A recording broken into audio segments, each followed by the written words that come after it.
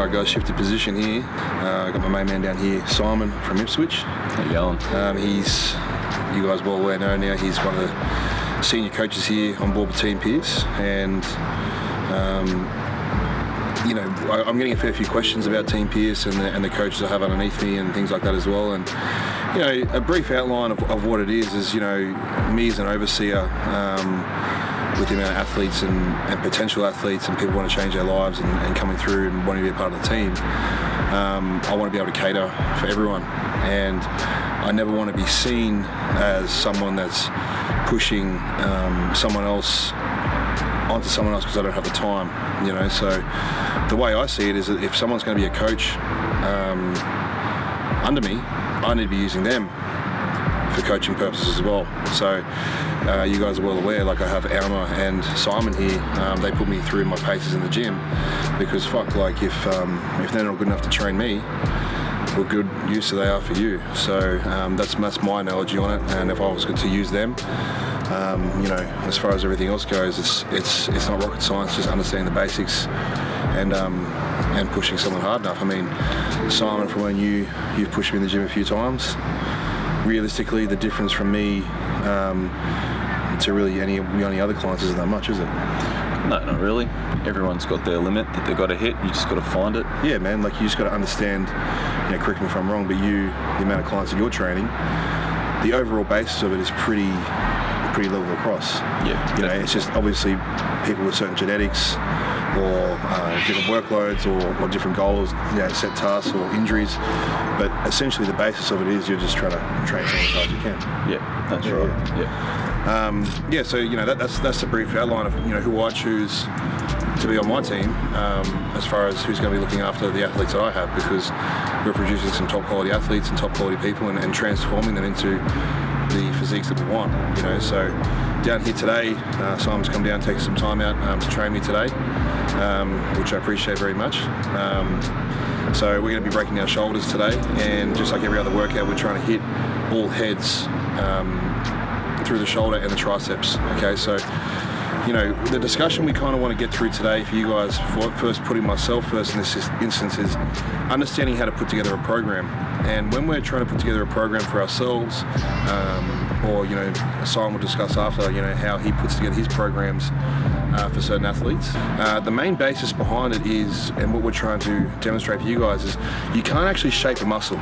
Okay, so you guys might see me in my clips, and you see Simon in his clips talking about how to hit a certain fiber. Okay, so I know today, for example, off the top of my head, I got a rear pec deck flies, so I'm going to be working my rear delts, moving to a front press, which will be working on my front delts, and then moving on to the side delts to kind of cap them off. Okay, so as you can see, I'm kind of going back to front to sides. I'm kind of hitting all heads of the shoulder, and I'll do the exact same with the triceps as well, working the outer head, long head, the upper part, you know, just under the shoulder there. You know, I'm moving towards all heads of the muscle. Now, my theory is you can't actually shape a muscle, it's impossible. And you'll see me talk on a video or something and say, look, I'm trying to activate this part of the muscle, whatever it is. That doesn't mean that part of the muscle is just going to grow. What we're trying to do is, although we can't shape a muscle, we need to hit the muscle from all different heads so it can give it the best opportunity for it to grow. So if I was to ask Simon right now, you know, putting together a back program, male or female, provided their back's pretty evenly well developed, but you would like to see, say, more of the lat, the lower lat. Yep. Off the top of your head, just roughly, how would you kind of structure out? So if I was constructing a program for someone who needed more lower lats, we would stick to movements such as low rows, work on peak contraction. I think that's a really big one with a lot of people, that they'll do the movement anyway but not actually get peak contraction out of it. So back's a real tricky one in respect to a lot of people don't know how to get activation through that muscle. So I spend a lot of time working around that. But once we've got that sorted, definitely things like low rows, T-bar rows to get that lower lat activation. Bent over rows is another good one I like to use with a reverse grip. So now that you're targeting the lower lat, does that mean necessarily that for the whole workout you want to target lower lat, or would Definitely not. It'll be predominantly the most area hit, but still be hitting other areas of the muscle as well. So we'll be upper lats are always first with my programs. I like to always start with either a lat pull down, wide grip, or a assisted chin up, or unassisted chin up. assisted for me? Assisted for you. But yeah, I just feel like this is a really great way to stretch out the lats. It's a really good starter for every back workout. Yeah, so you kind of have your go-to exercises that you kind of keep in your workout. So at the end of the day, we're trying to develop an evenly balanced back. So if something is obviously more deficient, for example, I gave the example then, when I say lower lats are more deficient, so Simon straight away names exercise off the top of his head, so he makes sure that those exercises are going to be included in writing up a plan. But the mistake I've made in the past, I'm the biggest culprit for this, is, for example, I try to bring up my lower lats for years, so with my upper pec and my quad sweep. But I've only just started actually seeing far more growth in those areas when I might target a certain area at the start of a workout, or pre-fatigue it at the start of a workout, or spend a bit more volume throughout the workout, but my workout will not be based around the lower lat. It will not be based around the quad sweep, or it won't be based around the upper pec. It needs to be evenly developed, so all fibers are channeling to grow, which can then therefore help bring up an undeveloped body part.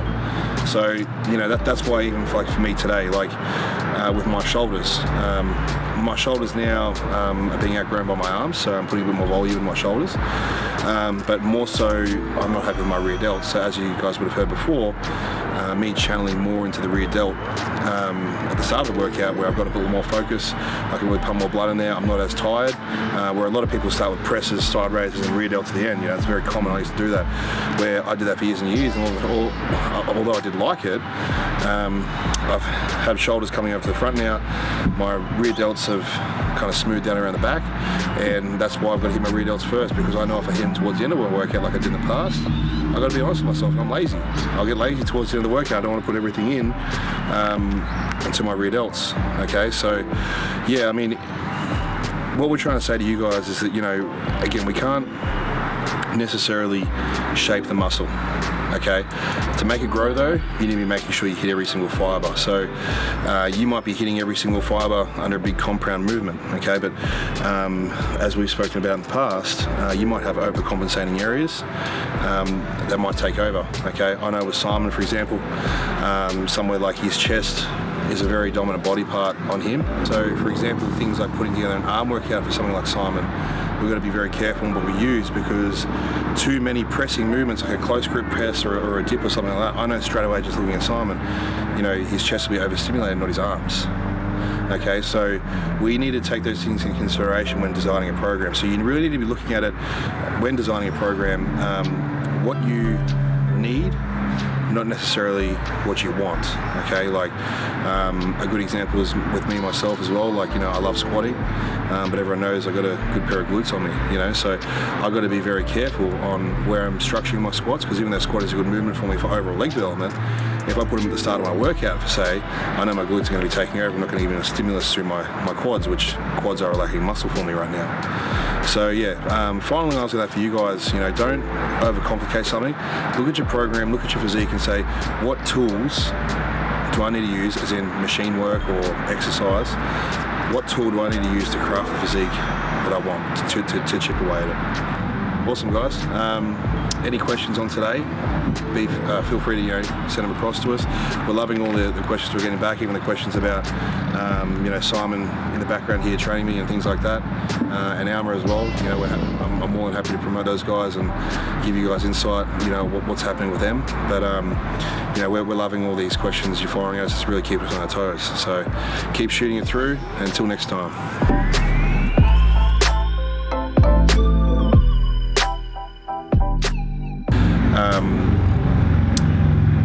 What was I going to say? Because what was I going on?